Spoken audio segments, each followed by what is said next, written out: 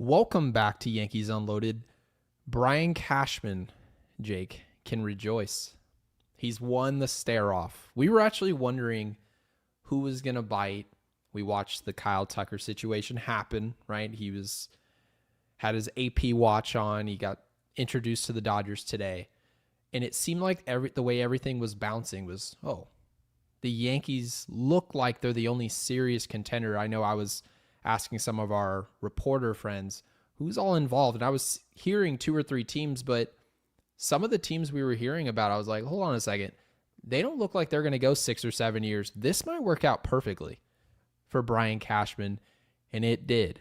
Just half a day later, of course, we do our show just the day prior, but I will tell you, this is a win for the Yankees. This is a player that, full stop, they can't replace. They don't have any players on their roster who can play the outfield, who can go play first base, who can run the bases, who can throw, right?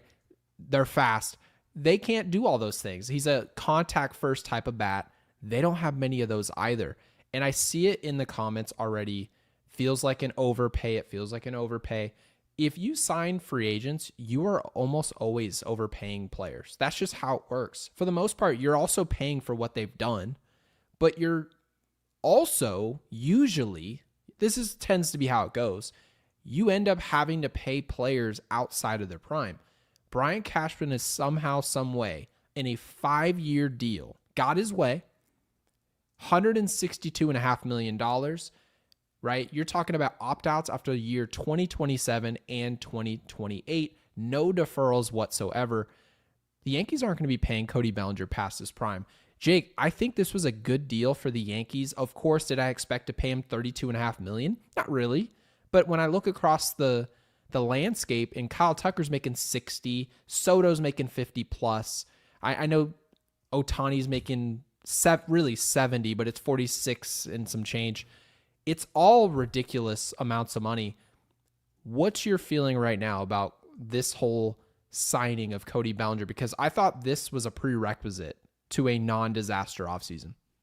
Yeah, I mean, they had to get one of Cody Bellinger or Kyle Tucker. Now, I wasn't necessarily in your boat with they have to get Bichette. Like, I felt like Bichette has to come with one of them. I don't feel like getting him was enough.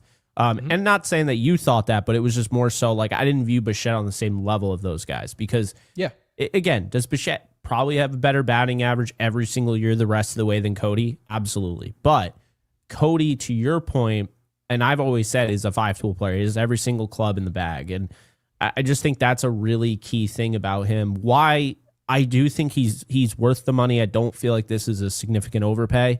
I think the only reason people would say it's an overpay is because of the injuries. But if he's able to stay healthy in New York, then it's not really going to matter, right? So that's kind of my biggest thing. But also, you want to see them do more because this is the exact same lineup as what we saw in the postseason. And a lot of people would sign up for that in a lot of cases. I mean, I'm sure, the small market teams are hoping, to be able to keep the same guys, right? But for the Yankees, it's like you're running back Trent Grisham, Aaron Judge, Cody Bellinger, Ben Rice, Giancarlo Stanton, Jazz Chisholm Jr., Ryan McMahon, Jose Caballero, and Austin Wells, if the season started today. It's the exact same lineup you pretty much ran out in the postseason. So last year, I've gone on record saying I believe that team was not just better, they were a lot better, like a wide margin better than the team that went to the World Series. And Juan Soto, I think, was that important to that team. But I also think, and we've talked about this for a while, that year, and you can't control it. Sometimes you have years where teams are really good, and you have sometimes years where everybody's weak. And you and I said all year when they went to the World Series, that was the time to do it. The Dodgers were as weak as they were going to be, and the rest of the league was pretty weak. I mean, they played against 2 teams that, like Cleveland and Kansas City, that you're like, okay, yeah, they're good teams, but they're not like historic teams or anything. This year, I think the Blue Jays had an argument of like a really, really good all-time team. And the Dodgers had an argument of a really, really good all-time team. The Dodgers just dealt with injuries. That's why you and I were out on them going into the postseason because they were just dealing with so many injuries. Yeah, but we literally put Sasaki at closer, and it worked. Yeah. There was a whole bunch of patchwork going on. Much less of it. They signed Edwin Diaz this offseason. They go get Kyle Tucker. The Dodgers are a lot better this upcoming year than they even were last year. It's scary. It's very scary. And I like that you're giving the Blue Jays credit for being a historically great team because I felt like they were. They were. And I don't think you could tell necessarily. Obviously, you and I, we watch a lot of baseball in general. But once the postseason started, I thought that started to unfold, where you could really look at the difference between the Yankees 94 win team and the Toronto Blue Jays 94 wins in how that looked. That didn't look similar. It was a 5-game series, and it was exactly that. The Blue Jays were that much better than the Yankees. It wasn't a fluke. It wasn't, they just had home cooking and they dominated us in that way. No. All those how games long did Bichette miss, right? Like, how long did most of those guys miss? I mean, and think about this. Long time. I mean, that pitcher that gives the Yankees fits, that's blanking on me, that they got from the Mets. I mean, he was out. They were dealing with injuries. I know injuries are part of the game, but when they got those guys back, you really started to see, I mean, they were like, yeah, it doesn't matter. He hasn't played second base in so long. We're just going to put Bo Bichette at second base. And Yesavage, by the way, Trey Yesavage, who's their best arm, was nowhere to be found the entire season. Exactly. We had Cam Schlittler a little bit longer. Of course, we had him about half the year. But Trey Yesavage is expected to be there the whole year. It's no guarantee, but that's somebody that they pencil in probably to start opening day or maybe even a game 2. That's great for them. And you've seen also they bring in Dylan C. So they're making their improvements of their own. But the way that they play, the Yankees couldn't afford to lose Cody Bellinger because when you start the postseason, those type of games need to be played by the Cody Bellingers, the Judges, right? The Bo Bichettes, the Vladdy Juniors, guys who can put forward postseason type at-bats. Now, Cody Bellinger wasn't his best in that series, but the type of at-bats that he had from the beginning of the season to the end, that's the type of player the Yankees just had to have. And I saw in the comment section, it was put beautifully. We're a better team with Cody Bellinger. Chris much Bassett, better. Thank you. What was that? I see in the comment section, Chris Bassett. Yeah, Chris Bassett. Yeah, I just couldn't remember his name for whatever reason. Every team. I'm glad you brought up the injuries because every team deals with them, right? Yeah. And I think the Yankees were perceived, at least by our own coverage. I've seen a few at Yes talking about this, is that the Yankees get back Garrett Cole, and that's part of the reason why they think they're going to get that much better. But we're not the only team that's getting more healthy, that's having certain key contributors play longer and more often next season. There's a lot of teams expecting that. Boston's gotten a lot better. So I'm really happy that Cody Bellinger's a Yankee, and I'm even more happy we didn't give him 7 years, right? If we had to, I would have done it. But I think the fact that now we look back and say, okay, this is all done. We don't have to pay 37-year-old Cody Bellinger. This is, objectively speaking, a huge win for the Yankees. Now, I guess where I kick this off next, before we get to our Super Chats, Jake, I want to know, what do the Yankees do now, right? They now have a surplus in the outfield. It's a similar situation that you didn't really love this last season, where they had 4 outfielders. They were kind of running a rotation. Now your favorite prospect in Spencer Jones, right? Jason Dominguez is still in the fold. None of those players have been traded. Now, what do the Yankees do now? Do they look at this as a surplus and like they did with Nestor Cortez and make a move? Or do they just roll with 4 outfielders and not really address the arms? It's really interesting, Gary, because you also have to think about it. Cody Bellinger's deal is basically a 1-year deal if he has another good year. That's just the way it is, right? He has an opt-out after the season. He has 2 opt-outs, 2027, 2028. If he doesn't opt out either of those, he's good to go for the rest of the 5-year contract. So that's something to keep in mind. Trent Grisham, 1-year deal. So you don't want to make anything, and this is where I might have a disconnect with some people on this, because I think people are immediately looking at like, oh, well, you got Grisham, you got Bellinger, you got Judge. Trade away, both. Trade away Spencer Jones, trade away Jason Dominguez, right? You don't need them. I kind of disagree. This is my argument, right? I would hang on to them if I can. And the reason being is, first off, injuries. We all know injuries happen. Grisham's dealt with injuries. Judge has dealt with injuries. Bellinger's dealt with injuries. The second thing is, I'm still interested in getting out of that Trent Grisham deal. And I can do that at the deadline. I can't do it right now, but I can trade him at the deadline.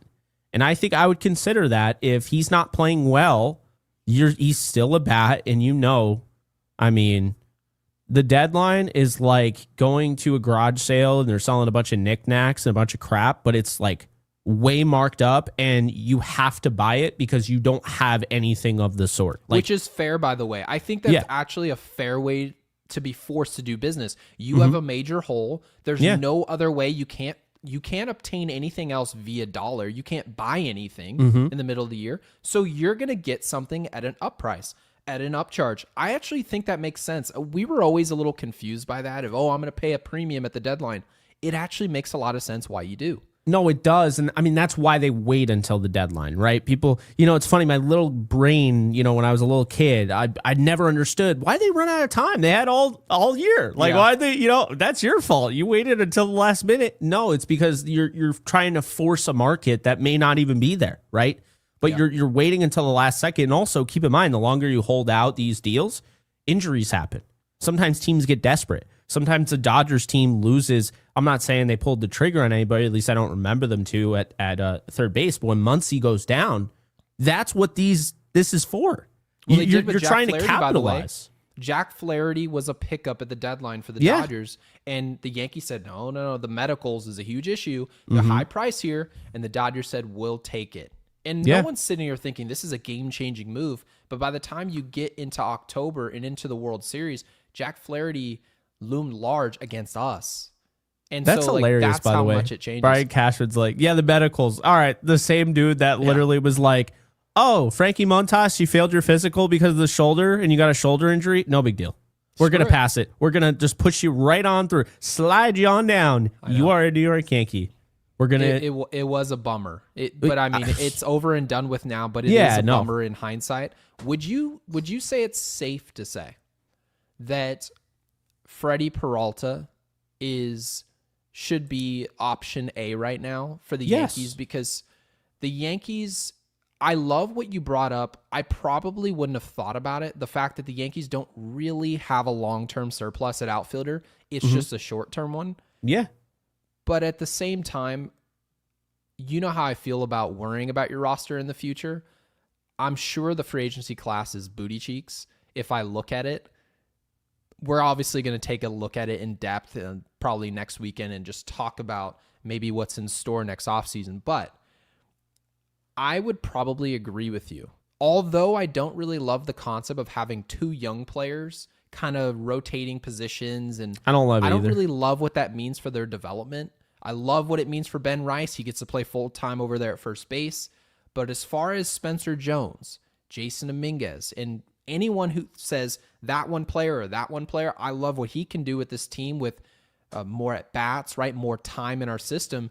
You don't really get to see those full-time at-bats when guys are sharing time necessarily. So, yeah, it's a lot, and maybe one of those guys has to go if you want to go get a Freddie Peralta. I'm not really sure what they would have to give up, but, man, if the Yankees could go get Peralta and slot him towards the top of the rotation, I think it does wonders for this team, who really, by the way, I know we've got names. We've got Fried, we've got Cole coming back, we've got Rodon, but that list is a lot shorter than you think of guys that we really trust in October. It's shorter than what you think, because people are just throwing names. Well, what do you mean? We've got Fried. I'm like, the same Fried that you were telling me that you didn't trust going back to Toronto in Game 6. I'm like, what? I'm just trying to understand what's really at play here. And I think Peralta would be a major pickup for Brian Cashman and the Yankees. Yeah, I agree. And I would try and make that deal without giving up one of your outfielders. And I want to point this out to people because, I'm going to get scoffs, and I understand that. But it's not prospect hugging. It's right now, if you look at the outfielders in their farm system, it's not good. They just traded Dylan Lewis away for Ryan Weather. We're not going to get it. I don't like the move. I'm not saying Dylan Lewis was going to be a superstar or anything like that. But after Spencer Jones and Jason Dominguez, you don't have a future in your farm system in outfield. And it's because they drafted so many infielders and so many pitchers. And I felt like they did that with the idea in mind that they really want to use these outfielders. They want to use Jason Dominguez. They want to use Spencer Jones. And yet they can't get out of their own way with the fact that they brought back Trent Grisham. No one's mad that they brought back Cody Bellinger. It was kind of like if Bellinger doesn't come back and, no one wants this. Well, I don't want to say no one. I've seen it. But I didn't want to see Austin Hayes if Bellinger didn't come back over Spencer Jones or Jason Dominguez. Oh, that would have been a joke because that's just relying on somebody. Oh, I've seen what they can do. I can see what they've delivered. But you don't really give a young player an opportunity to grow, to actually develop and turn into something that could be great. Of course, to be fair to the Yankees, part of the reason they do that is they don't have the type of time to wait on development. Whereas some other teams are like, look what we got. We built this guy up. He was okay his first year, but he was great in year 4. The Yankees don't have time to wait 3 years for a player to become awesome and helpful. They need a guy similar to what you saw at Atreyu Savage, where it's like, okay, you're ready to go. Let's go. So Spencer Jones is going to have to be that guy. I think Spencer Jones really is that guy for the Yankees. If it's not going to have to be some slow ascension, he's going to have to show up to Yankee Stadium and perform almost right away. So I'm excited for what Spencer Jones can do. I'm excited for actually what Jason Dominguez can do. The most important thing for him is going to be defensively. He was not good at all. I understand people were telling me about his, in the second half of the season, it was better. He was actually statistically the worst defensive outfielder in the game. So anything would have been better than what he was doing in the first half. So we need an improvement on what he was doing with the glove out there. And we have to be able to trust him in left field as well, because now that we know that Trent Grisham is back here, you need to be able to field your position. It just has to be done, especially in October. Yeah, no, absolutely. I understand not everybody wants to hear that, right? I don't think, people look at, they've gotten to the point where Jason Dominguez is probably trade bait, unless you're J-Dom for life. But like Jason Dominguez is probably trade bait for people. They're probably looking at him like he's going to be a part of, the next move to go out and get a Freddie Peralta. And that's fine. Yep. But I do think that there's a real thing here where, and I'm not trying to give the Yankees credit, but I think there's a real pathway where they really weren't anticipating Trent Grisham agreeing to that. And they're like, okay, that sucks. We're going to do what we can. And then, at the deadline, we're going to trade him. Because you can trade him later in the season, as we learned. That's why I love doing the show. We learn something new every day while doing the show. A delay of what a lot of people were asking for this past year. Yeah. And I don't see anything wrong with that, because you have to assume there's going to be a regression there. I mean, he could have figured something out. I'm not ruling out that possibility. And if he did, okay, fine. But even still, and think about this, even still, let's just say he did figure it out. He's still on a 1-year deal. Are you really going to pay him again? Like, I just don't think they're going to. Like, I don't think he fits. He's still somewhat young, but no, you don't. You definitely don't. No. It's just Trent Grisham, what he's good at is what calls in the regular season, which is fine, right? Take your walks, hit your homers. His defense was definitely worse than what we expected this year. It was worse. But the Yankees, according to them, they're expecting him to rebound defensively. I'm not sure what makes them say that. Maybe it's because of the hamstring that he dealt with during the year. They're just making the assumption he'll be more healthy and that'll help. Okay.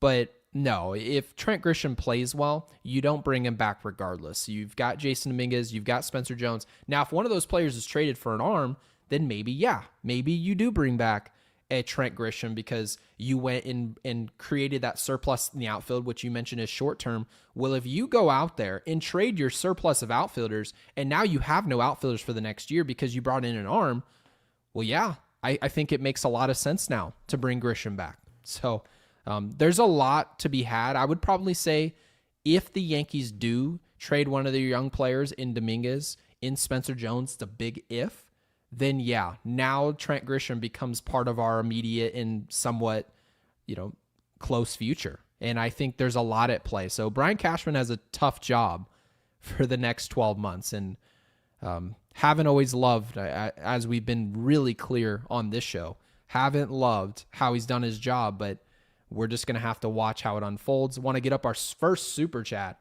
Mr. Slim Lewis, guitar, in a picture in a guitar. Thank you for the 5. Really appreciate it.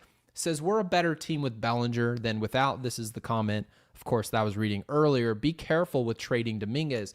Grisham could return to the 190 hitter he was. That is possible.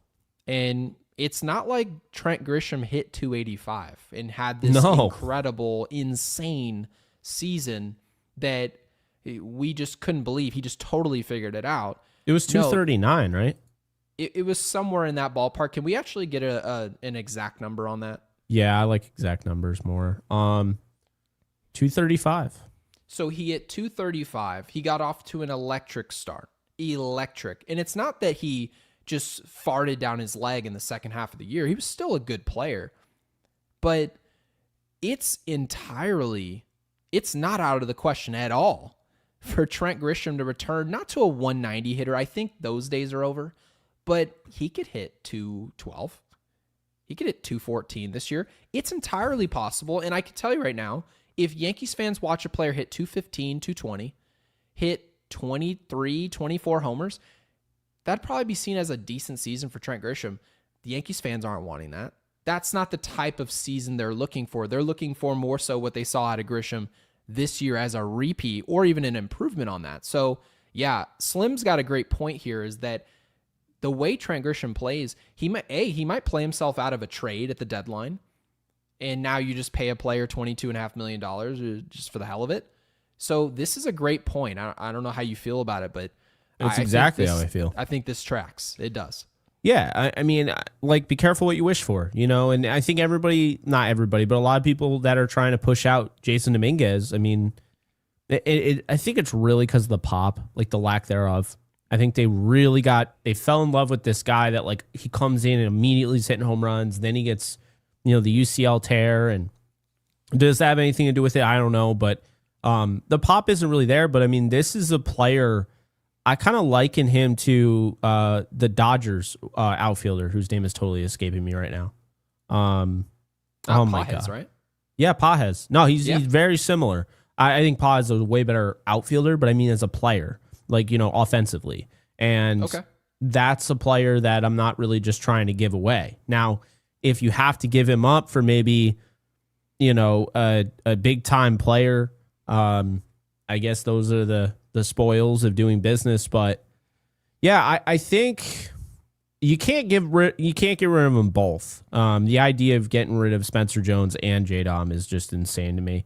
I see the winter ball stats. I don't care about winter ball at all. I really don't. I mean, because if he was raking in winter ball, if he was playing horrible in winter ball, people would be upset that we're reading too much into his numbers. Well, what about Higashioka going off in spring training? That's even better than winter ball, and it's not translatable, really. No, there's nothing to be taken away from it. It's for his personal development. We just let players, you're playing winter ball, okay, best wishes, make sure you stay healthy, good luck to you. And then when you show up, I'm gonna grade what you look like when you get to spring training, what you look like towards the end of spring training, what you look like in late March. I think that's more fair of us. Just give him his time to develop over there, and then we'll see what he's got when he gets here. Yeah, and then Peace Geek is coming in with the 5. I'm glad they signed Belly, but I'm concerned about possibly not fortifying the bullpen. They're going to need bullpen help, especially first half. So here's my thing. At looking at last year's roster, and if you're like, yeah, no one's catching up to the Dodgers because no one wants to spend the money, whatever, and you just got to hope that your guys can play better baseball when it's needed if you play them in the World Series. Or you have to hope they get knocked out, and that's certainly possible. It's hard to win 3 in a row. But you look at the same lineup. I don't have any issue with Austin Wells as a catcher. He's one of the best catchers in the league. There's not a surplus of good catchers in this league. No, and Austin Wells has potential to be a very good catcher. So I'm okay with it. First base, love Ben Rice. Probably one of my favorites in baseball right now. DH is Stanton. I mean, doesn't really get any better as far as DH. The problem is he's not really a versatile and flexible player. So by having him at DH, it really clogs the DH spot. And then taking him out of the lineup when he's a streaky player hurts him. Jazz is, I think, the second best second baseman in the league, and I just don't know why everyone's in such a hurry to get rid of him. Third base, you have Ryan McMahon, who's an elite glove, but and honestly, he's one of the only guys that hit in the postseason. But at the same time, I really think you could significantly upgrade that position. I love Jose Caballero, but I love him more as a utility piece that can kind of come in when I need him to instead of starting him. So that's another position that can be upgraded. Then the outfield, I mean, I would upgrade Grisham, but that's not possible now because of their self-imposed cap. So he's center field, Judge is right field, and Cody Bellinger's left. And so I actually think, I have wanted starting pitching, and I'm aware of that. But if they don't get another starting pitcher, I don't think it's the end of the world. But if they are just trotting these guys out there, how do you expect them without as strong as the bullpen that they had last year? And their bullpen had its moments last year of really struggling, but I think down the stretch, I think they put together, if they don't have that, and then they just roll out the same lineup, I mean, where do you really see this team going? Winning a playoff series and doing the same thing, getting bounced out by the Blue Jays? I mean, that's kind of what I'm talking about. So I think if you want the Yankees to be different, this is what they have to do.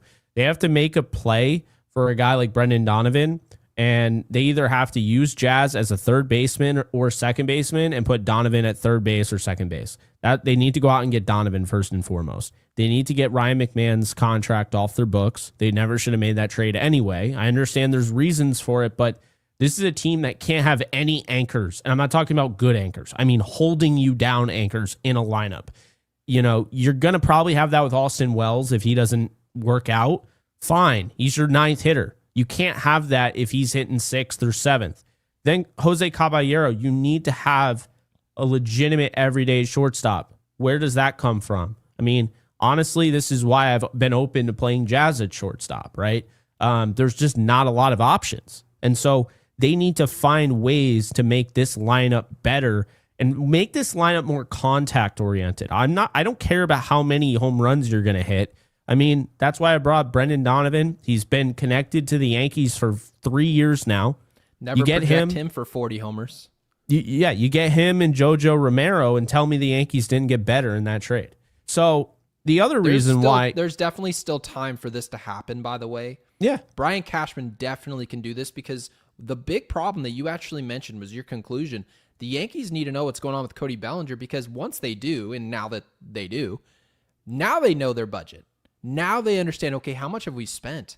What can we do? Do we have to make a trade because they're roughly at $320 million?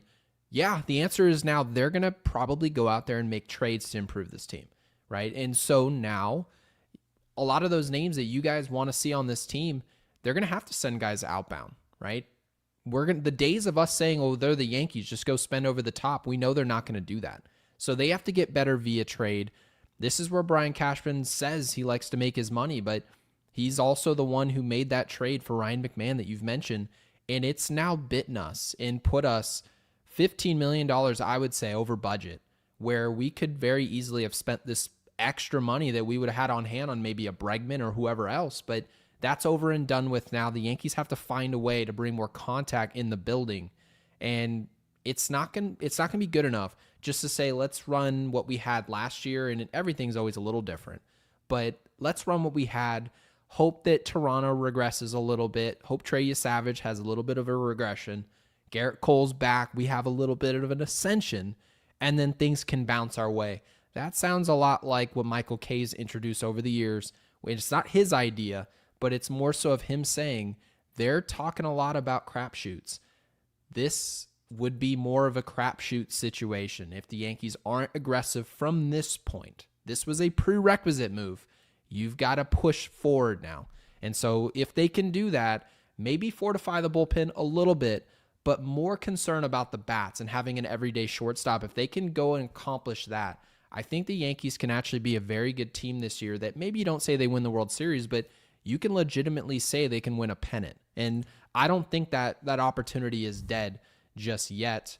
And we got a banger from Rich Squires with the 20 bomb. So Rich, we really appreciate it. Thank you for supporting the channel. And by the way, guys, if you haven't subscribed yet, make sure you guys hit that subscribe button. Make sure you like the video. It helps us a lot. If you see at the bottom that you can hype the video, hit the hype. It actually helps push us to new users. Really appreciate it. So Rich says, I feel that while Cashman got the deal he wanted, and he certainly did, he also made Boras look bad in front of the baseball world. Like what happened with Alonso. I consider that payback with Boras holding our offseason hostage. This was fair.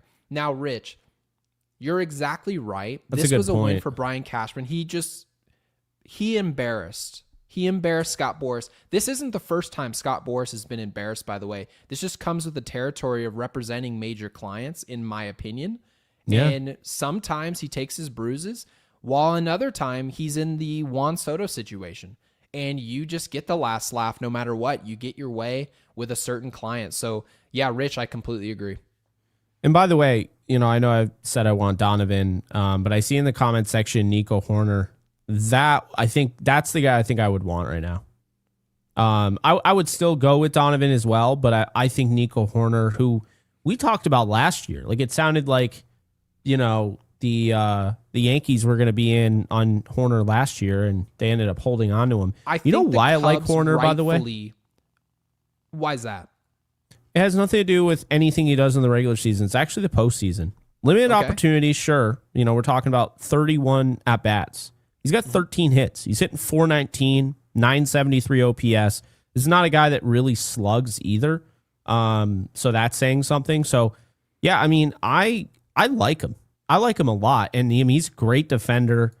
This is somebody, you're looking for like Ernie Clement on your team. This is that type of guy. Like if anybody was just going to magically look like Ernie Clement did this past postseason, it's Nico Hoerner. And that is the type of guy the Yankees should be going after. Now, where does he go? You got to give kudos to the Cubs because he was supposed to be, hey, you can get Cody Bellinger. You take that money off our books, and then we can bring in Kyle Tucker, which they did.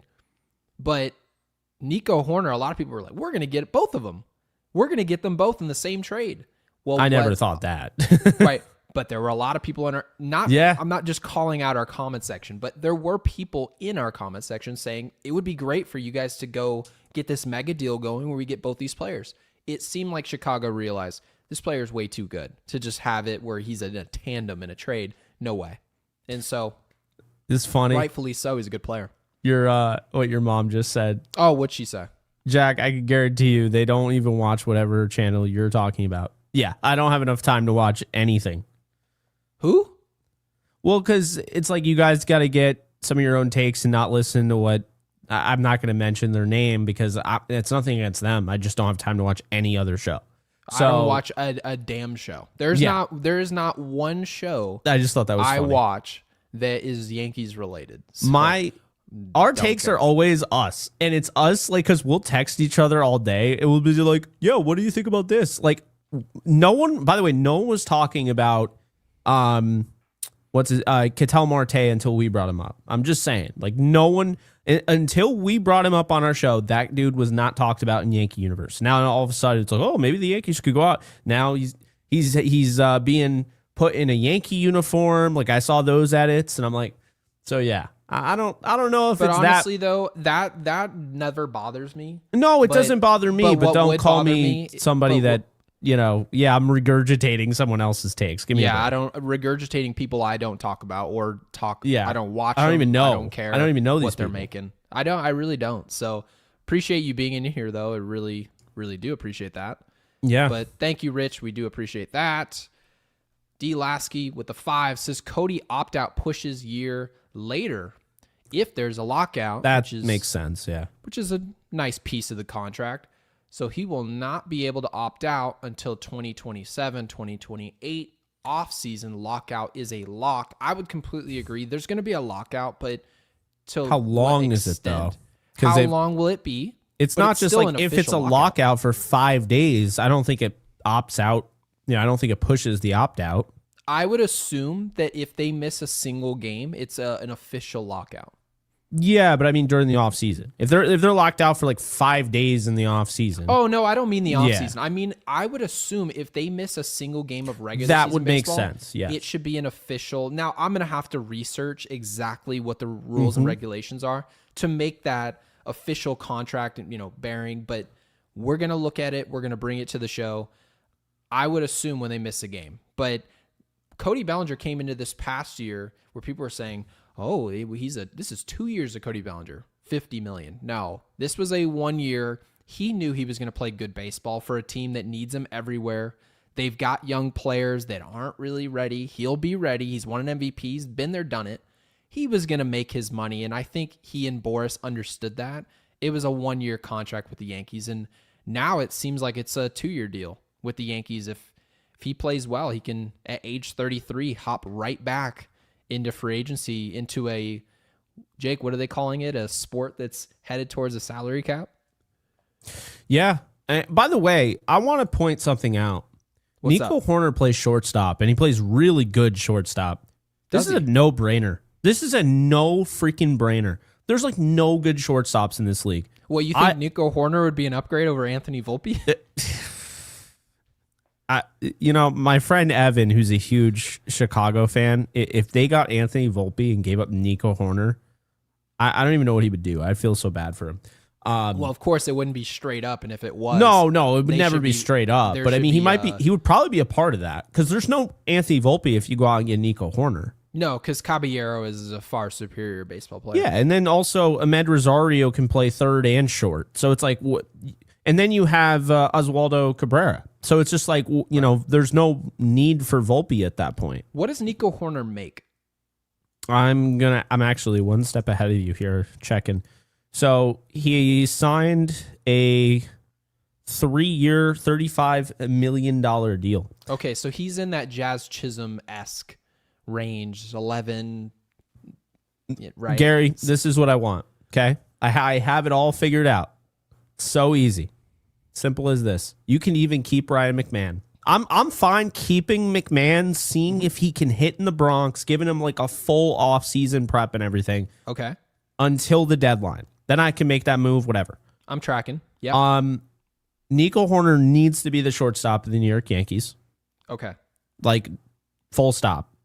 You can keep Jazz at second now. You got Rice. You got Austin Wells. Your outfield's taken care of. You got your DH. And then if you can keep one of Jason Dominguez and Spencer Jones, you do that. But I think you're going to have to trade one of them to get who I'm going to say next. I'm not trading for another pitcher unless it's Freddie Peralta. That's it. Who is, by the way, a 1 year rental. They literally just need to do two moves. They need to get Freddie Peralta, who's an ace, and sign him long term after the year, by the way. And then they need to get Nico Hoerner. And I don't care what order they do that. If they get those two guys, I am very happy with the offseason. Like, I'm very happy. Comment section, are we happy with the way you can't, even with that team, right? Peralta, Hoerner, Cody Bellinger return, Caballero in the building the whole year. All those are really good. You may not be able to look at that team and go, we're winning a World Series the way that we would have hoped 3 or 4 years ago. That's what we say we want to see every year because of what's happened with the Dodgers. But you can't be pissed about that. This is a great point, by the way. In there, I love our audience for this reason.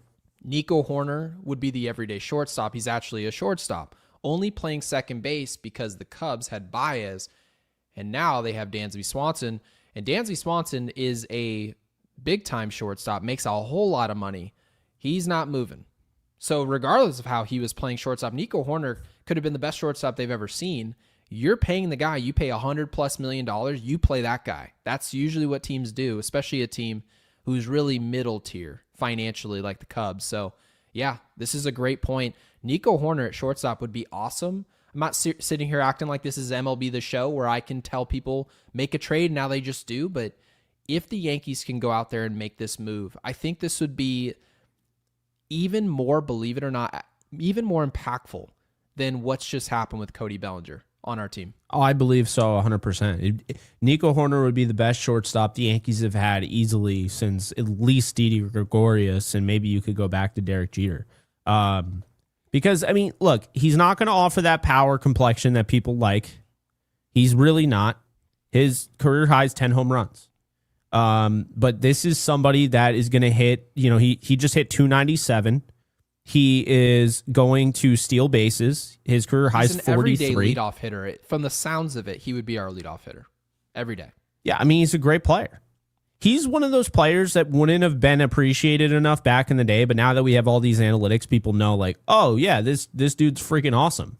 Like, you know what I mean? Like that's the reality of it. And I hope to God the Yankees were paying attention to Ernie Clement, because those guys don't grow on trees, but they exist. I mean, Marco Scutaro, these guys exist, and you need to find the guys that just work in the postseason.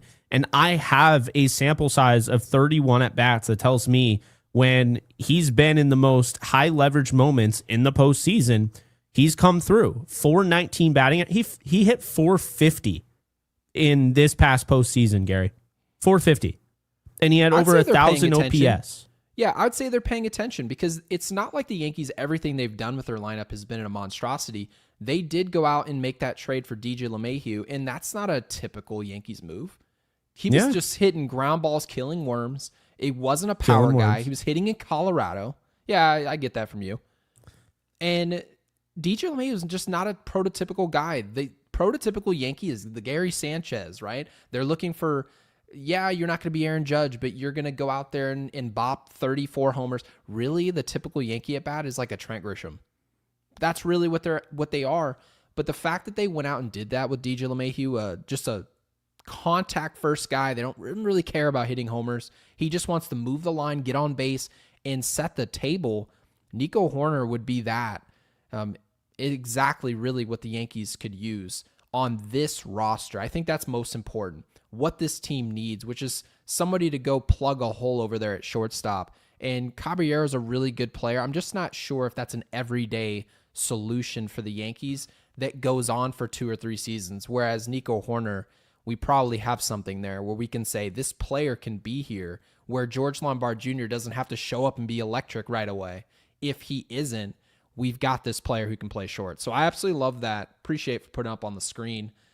Yeah. So we've got this. And by the way, he he pretty much batted 6th for most of the year, but he had 72 at bats in the leadoff hole and hit 306. So he's definitely capable of that. And then I think also you look at the first half and second half, and you're not, I care about the first half, second half now, since certain somebody came to this organization. Verdugo. Yeah. So the first half of the season last year, 283. Okay. And then the second half, 317. So, I mean, this is somebody, he is clearly better at one side where he's hitting lefties. He's hitting 369, but he hits 275 against righties. I can live with that. What I can't live with is he's 322 against righties, but when he goes up against lefties, he's hitting 160. That's awful. Now you're just a platoon guy. I can't play you literally, every day. By definition, a platoon bat. Cody Bellinger is a great example of this. Destroys lefties. Loves a lefty on lefty at bat. Don't have to take him out. And when you see a Chris Sale or you go see Crochet, that's awesome. Yeah. But he's also still like a 265, 270 hitter against the other side. That is just as important. What do you do against the other side? Are you just a guy I've got to play against lefties like Paul Goldschmidt? Or are you a guy that is serviceable, electric on one side and then serviceable enough on the other where I can now call you an everyday player? So, yeah, I do see the super chat. Thank you for the 2. Says Yankees should go for Arias. No. I appreciate the super. We both really appreciate it. Arias is, in my opinion, he's a niche signing for a team. And given what happened in 2024 where the Yankees they couldn't field anything to save their lives, they fundamentally were just a disgrace to watch. Arias is a really good professional at bat. I love watching him play. But defensively, he's just not good enough, in my opinion.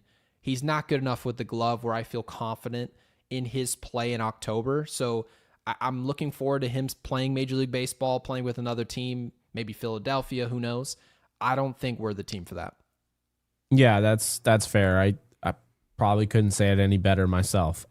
Slim Lewis back at it with the 5. Yankees see Bo off the Jays and the possibly improvement of Wells and Rice, full year of Rosario Caballero, return of Cole as the chance to win division, which I think is absolutely fair. I mean, did the Blue Jays get better this year? I don't know. I think they might have broke even, but that team is still better than your team last year. And the Yankees, I'll make this very clear. If the Yankees get Hoerner and they trade for Freddie Peralta with everything that they have, all the incoming development and all of that, there's a good chance that's the second best team in baseball. That's why I'd say if they get Hoerner alone, I would still be like, I like the Yankees' chances. I like the upside of what the Yankees are looking at. Yeah. Now, if you get Peralta and Hoerner, I'm saying, oh, now this is going to be the Titans in the AL East, where we certainly can win the AL East, and I'm feeling pretty confident about that. But notice how Slim's word choice here at the very end, as a chance to win the division. The Yankees can't be going into any season just going, well, we've got a chance in the division. Yeah, no, they can't. You need to change how that looks, how that appears, because if the fans can feel it, oh, we've got a shot if Cole can get healthy, then the players have to, maybe not to the same exact degree, but everyone on board here on this ship should be able to feel the same way about the team going in, and there's just too much going on in both directions. The Yankees do have to improve so that we can feel a little bit better about the AL East. Oh, definitely. No, without a doubt. And I mean, I'll just say this last part. Hoerner doesn't have the best numbers, as far as the analytics that the Yankees look for, but they just gave a lot of money to Cody Bellinger, who is not an analytical darling by any stretch. Like, as far as exit velo and all of that, hard hit percentage, Hoerner doesn't have that, Gary. So I'm hoping that they're open now. Like, okay, we just paid Bellinger. We're also open to bringing in Hoerner, even though maybe he doesn't have the best stuff. And look, like, the Cubs might not even trade him. I personally wouldn't trade a player like this. But losing Kyle Tucker and not getting Bellinger back and, not really doing anything there, I mean, the Cubs will still be competitive, but... Well, they got Bregman. Yeah, but I mean, they did get Bregman. But, as far as, like, their direction, I think they're going to be a competitive team. Can they win the World Series with the Dodgers? I just don't think so. And so for that reason, I know they're not trying to, but they're listening to offers. And if I was the Yankees, I would just be like, this is our get out of jail free card. We've had such an issue with shortstop. Like, Volpe is just not going to be that guy. We just admit that you lost that. It's okay. Teams, you're not going to draft perfectly and you're not going to develop perfectly. But you know what? It's good to admit it before you just decide, yeah, you know what? You put your assets, all of a sudden now you're paying Anthony Volpe because you're paying what I don't want to see the Yankees do is end up paying him long term for his potential. Like, they'll be like, oh yeah, we believe he can be this. Okay, but he isn't that. I want to, because it can just look like if he doesn't play through what he's doing now, it may look like the Yankees and Anthony Volpe have agreed to a 2-year, $8 million deal where he's just kind of in the building. And when we start this season, we don't know what the Yankees want to do with Volpe. We have no idea. Based on their word choice, how they talk about him, they talk about him like he's still a top prospect, right? He's still the future or still really part of this. We don't have an answer, but when you go trade for like a Nico Hoerner, you now know, oh, we're no longer like really entertaining that. We've got an option here that's just a better player. So would love what that means as far as the messaging. And I think the last thing we need as Yankees fans is just confusion of how they want to go about deploying their roster. It's not a good feeling. In New York, Rican, so thank you for the 5. It says Jason was hitting mostly from the right side. This we did know. In the Winter League, that's what he clearly had to work on. He also had a UCL tear, and it took me over a year to get back to full strength. So yeah, UCL injuries is an injury. Usually they say after the first full year of recovery, that's when the major recovery begins and the real strength starts to show itself. But Jason mostly Dominguez from the right side. Can we finally just admit he's not a switch hitter? It doesn't seem like he's a switch hitter at all. But I guess we can't sit up here and say he's... I guess we can't say he's not. And people are like, what if it develops? I'm like, well, technically you could just take your pick of any prospect. What if Anthony Volpe ends up being good? Like, it's like we can do the what if game all day. We just try to look at sample size, large sample size, short, and then try to make a judgment of what that means. If a guy's hit in the minor leagues and at the big league level for an extended period of time right-handed, and it hasn't been successful. And he's currently only hitting in winter baseball right-handed to develop that side. That probably says a lot about the skill level that we're working with here on the right side. We saw some big hits this year, really big hits from Jason Dominguez from the right side. We don't know how it was happening, but overall, it wasn't very good over there. So I hope they pull the plug on the right-handed hitting. Just let him hit lefty. It's fine. He's a good hitter, left-handed. So yeah, thank you for that information though. Yeah, no, absolutely. And then Kyle, appreciate the 5. Welcome back. This can't be it. Have to do more. Go get Peralta and Nico Hoerner. I don't like running it back in Judge's prime. The WBC will be Judge World Series win, LOL. Well, hopefully not. Hopefully they get Peralta and Hoerner. I mean, Hoerner is my number 1 target now, like without a doubt. Yes. I'm very confident in that being like that's the move they should make. But the hope is that they do that, and then maybe they have a shot. Like you get the Dodgers in a series, and maybe they're a little bit more fundamental, and you can find a way. Or the Dodgers get banged up, and health it plays a role in the World Series. It plays a role in the postseason. It plays a role in the regular season. So you just take care of your business, and then you get there and you play the Dodgers. Did we really think the Dodgers were going to have 2 healthy starting pitchers in the 2024 World Series? No. You don't. You just have no expectations. You need to build the best roster you can, and then you see what team both of you have when you get there. And unfortunately, we didn't have enough gas. Jonathan, thank you for the 5, says go get Peralta and McGill, and if able, Hoerner. Yeah, Jake, you've really turned the tide on Hoerner. There are a lot of people who like the idea, which, by the way, is a good sign that fans are now starting to. They're not just sour on players that hit 9 homers. When you used to hear that, it's like, oh, that's not a lot of production, right? We used to be chasing homers, walks, right? And not really caring about strikeouts, not really caring about batting average. A lot of what you've talked about, and I'm glad you did, you mentioned about postseason numbers, you mentioned regular season numbers, long-term, defensively at shortstop. Hoerner's hitting for a high batting average, right?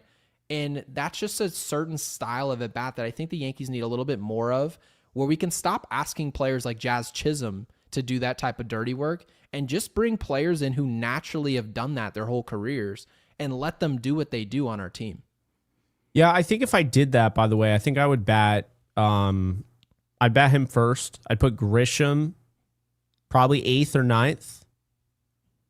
Okay. But I'm not exactly sure where I'd put him, but I'd probably go, I'd put Judge 3rd, but they're not going to do that. It'd be Hoerner, Judge, Bellinger. Hitter. 7. Yeah. Hoerner, Judge, Bellinger, Rice, Stanton, Chisholm, McMahon, Grisham, Caballero. So I would really like it. I think it's a major I'm sorry, that's 10. That's literally 10. I literally just listed off 10 in the lineup. Caballero wouldn't be in there. You're doing a club ball lineup where you've got 12 what the hell guys. is that? I was like, wait a minute. That sounds hey son, like you're too hitting many. 13th today. Yeah. This is why you watch Yankees Unloaded. So I like this, obviously. Thank you, Jonathan. Jersey Girl, thank you for the 5. Belly nice. Yanks finally did something. I feel a shift in the space-time continuum. Well, they finally did something. It's been a while since I've heard that. Yeah. Thank you, Jersey Girl. Jazz out over a month. He could have been a 40-40. That exactly. I love pro Jazz comments because that dude is always shit on. Always. So, yeah, and I get it. He could have been a 40-40 guy, but he is always hurt. He's going to be. That is who he comes is. with the territory. Yeah. He is the Christian McCaffrey of second basemen in Major League Baseball. He's got all the talent in the planet. Well, if he's the Christian McCaffrey, then it looks like he's going to stay healthy the full season. It's about time, right? Well, it depends if I draft him. Yeah.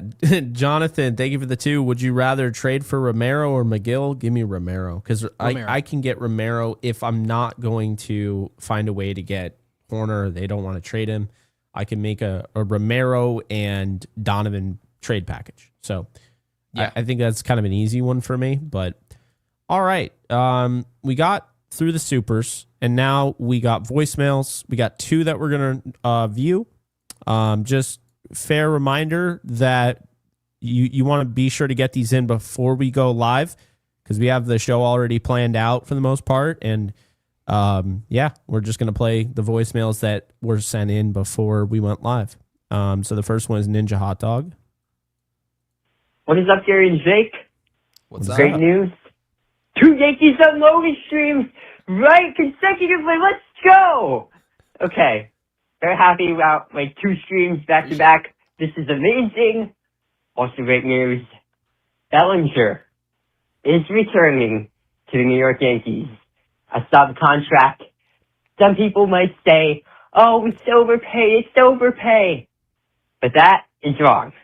Because you guys don't know about relative value. A player may be worthless to one team. Bellinger's worthless to the Dodgers.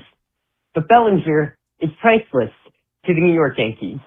Because we lost Tucker. We lost Bichette. We needed Bellinger desperately. And so we had to give him what he wanted. So people are going to say it's overpay. It was not overpay. Bellinger was priceless. And we got him. We got a priceless player for a good deal, I would argue. If anything, we underpaid. So, it'd be great to have him back. I'm sure Boras is not very happy. I'm sure he was hoping that players would be on their knees going for him. Our teams would be on their knees going for him. They weren't, which made it quite easy for us, actually. But either way, I was a bit disappointed that we didn't get Bichette. That's my only concern, is now we're not going to do anything. So hopefully we can fix that infield, because that infield, Jazz, Volpe, McMahon, all 3 of them need to go. So that's what I'd say we focused on next. But I'm just glad we finally got some good news. So, yeah. Fire Baboon, Hal needs to sell the team. And my dad wanted me to say here tonight, 28 years as a GM is not enough. Cashman has been GM for more years than we have World Series wins. So we need to fire Cashman. That's something my dad would have said. Appreciate you, Ninja Hot Dog. And then Kyle coming in with the last one. Hey guys, Kyle Malay here. Caitlin Hush. Kyle Malay here. Sorry about that. No, I lost my train of thought. Oh yeah. Cody Bellinger back. Yay. We all saw this coming. It could have been done 2 months ago. But yeah. But now, what do the Yankees do next? This can't be it. This cannot be it. They have to go to try to get Peralta. And then hopefully, maybe, if they have the balls to do it, sorry about that. So, if they have the balls to do it, go get Nico Hoerner. Like, they need, like, yes, Cody Bellinger's a good,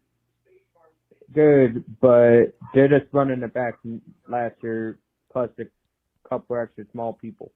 But, yeah, hopefully we can go out and get Peralta and maybe a Nico Hoerner or Brendan Donovan. But, yeah, you guys have a good show, and hopefully this is not it for the Yankees, because running it back is not it. Like, it didn't work last year. What makes them think it could work this year? But, yeah, let's all have a good night, and go Yankees. Come on, Brian Cashman. Show us what you can do. That was Buzz Lightyear himself, Kyle Malay. Appreciate you, man. I don't think they're done. I don't see a way that this is.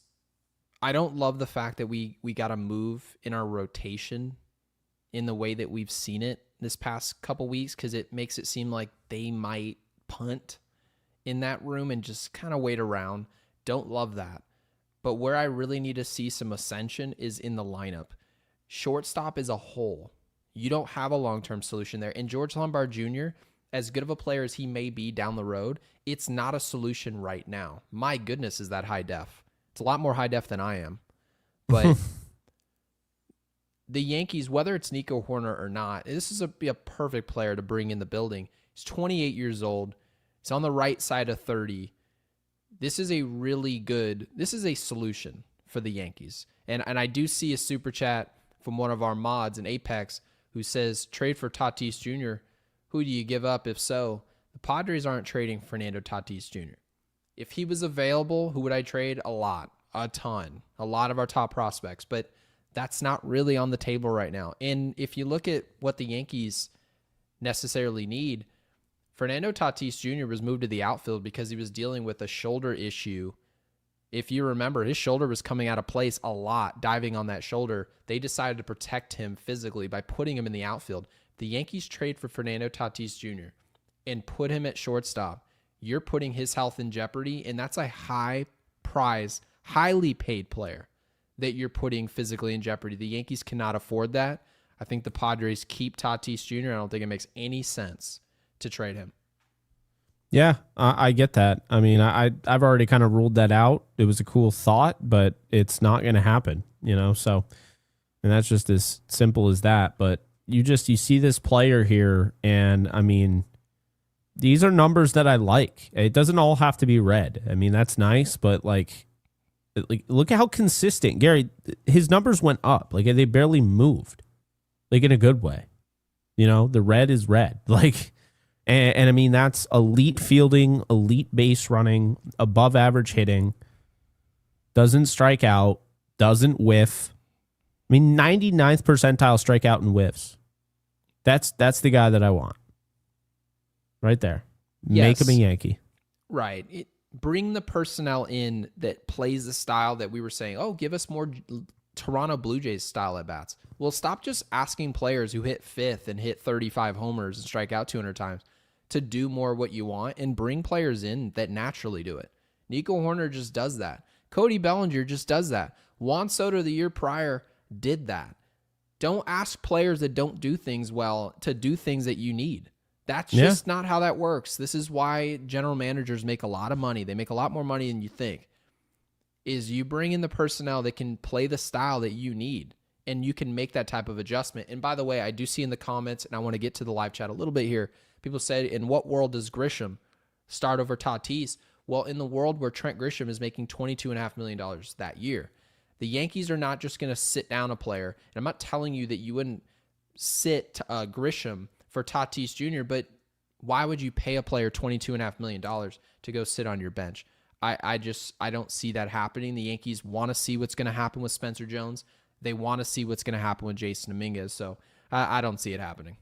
Yeah, no, I get that. I think real quick, Nico Hoerner, big thing with him that people aren't going to like is that he doesn't walk. Very similar to Arise. He's shooting it right in the gap or whatever. This is a guy who has 178, 159, 175 hits the last 3 years. That doesn't bother me even at all. Does it bother you? No, it doesn't bother me. You know how many times he struck out last year in 599 at bats? 89 times? No, you're close. 49. Are you joking me? I'm not kidding you. Like, that's insane.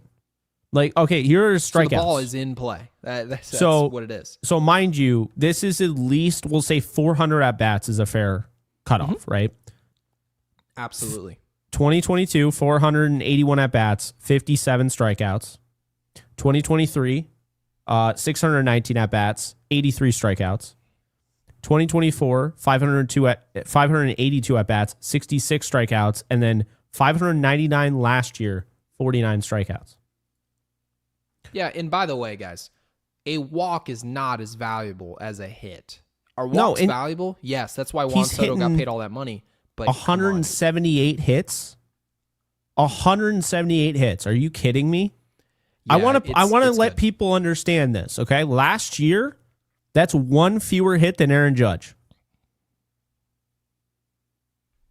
Yeah. Like it's not. Bellinger had 160 pop, but when your walks are a good thing, it's much better than getting out. But walking is not the same as hitting a single. Man on second base, 2 outs. A walk doesn't do you a damn thing in that situation. All it does is put the responsibility on the next hitter, and you have to hope that guy's ready for the task. Getting a hit is far more difficult in Major League Baseball than to hold the bat in your hand and not swing. So it almost makes me not want to put him lead off. It almost makes me want to put him when Aaron Judge is, like I would like to put him at third or fourth cleanup. Like, no, I get it. I get it completely. And the Padres tried to do a little bit of that with Arias. They tried to put him in run producing situations where maybe a single is more productive in that spot. And it definitely can work. We've seen it work with other teams. I like Nico Hoerner at the leadoff spot. I like 29 the doubles of last year who can just spray a ball the other way and it just puts the ball in play all over the place.